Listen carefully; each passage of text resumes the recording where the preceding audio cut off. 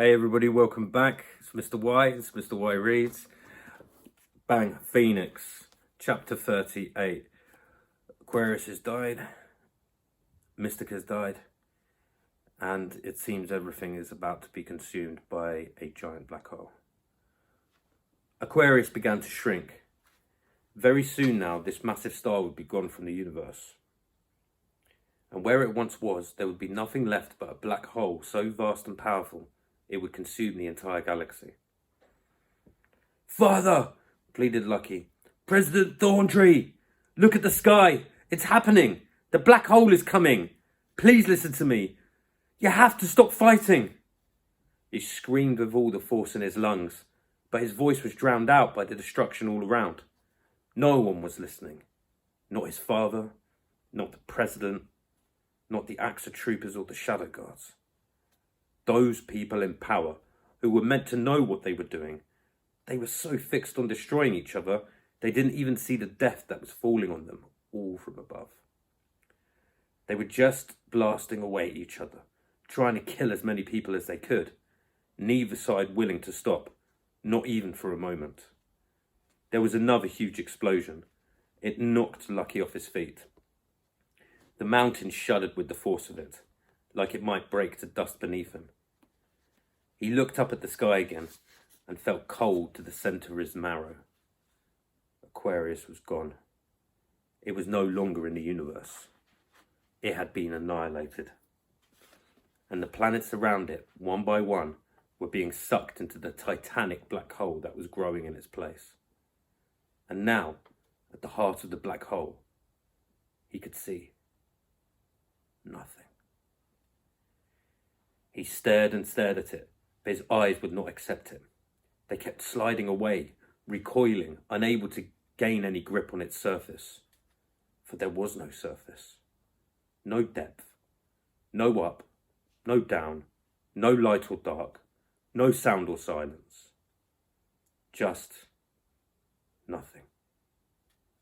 The same absolute nothing he'd seen at the heart of the Rainbow Temple Wheel, the ancient and terrible void behind the sky, the negation and destruction and the end of all things.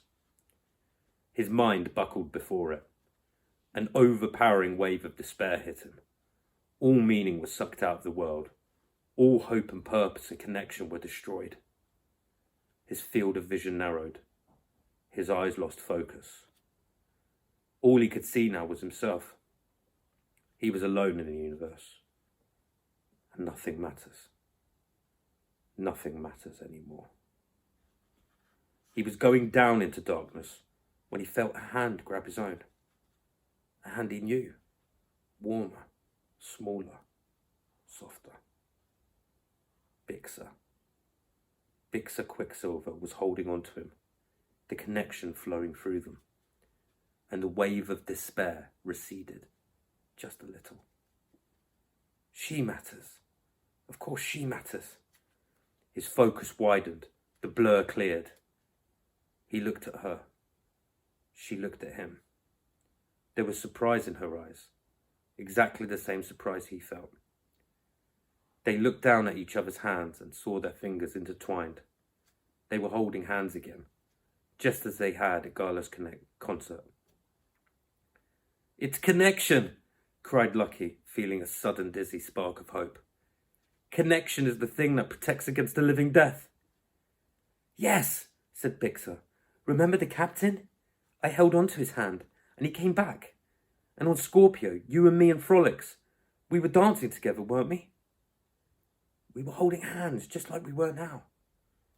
She looked at their fingers and smiled.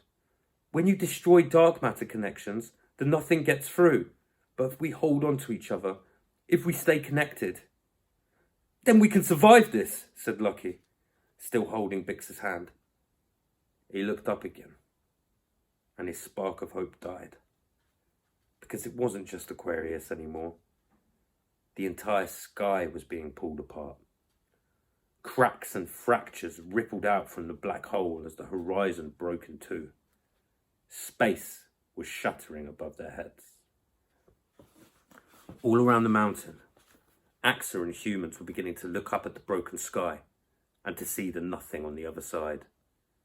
The sounds of battle faded as one by one they saw the cracks in the fabric of space-time. "What is that?"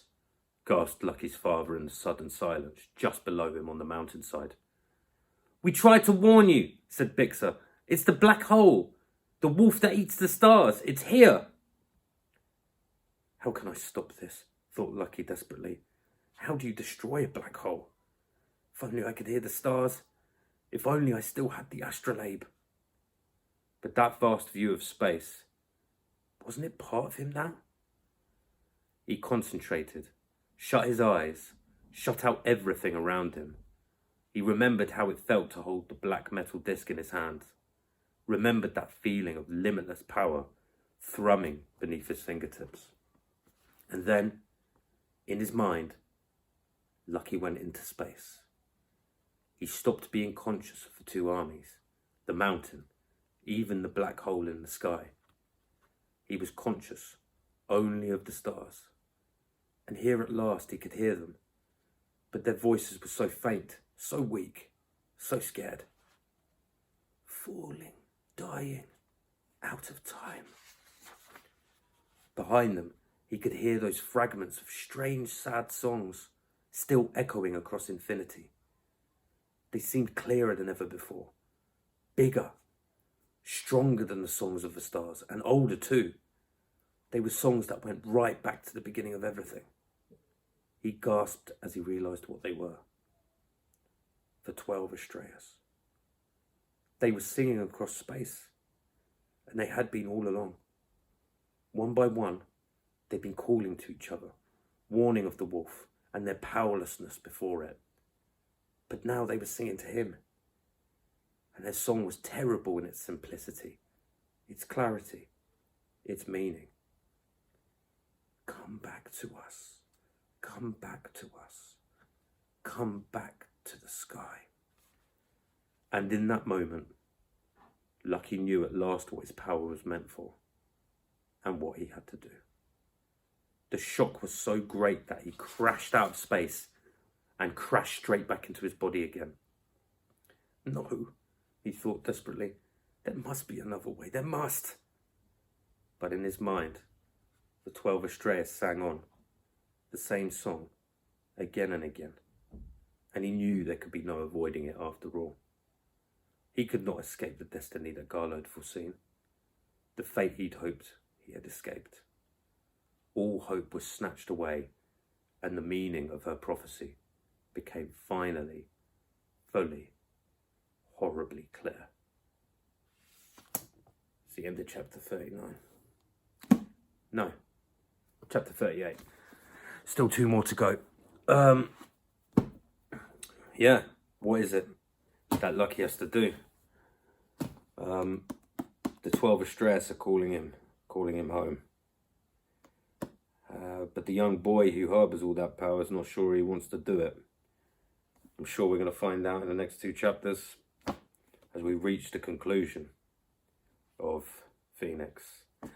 On another note, I have made a decision that instead of continuing from the same bit of Boy in the Girl's Bathroom, after we finish Phoenix, I'm just going to start it from the beginning again.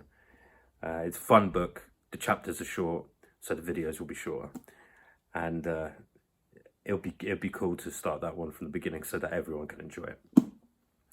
Okay, thank you very much for listening.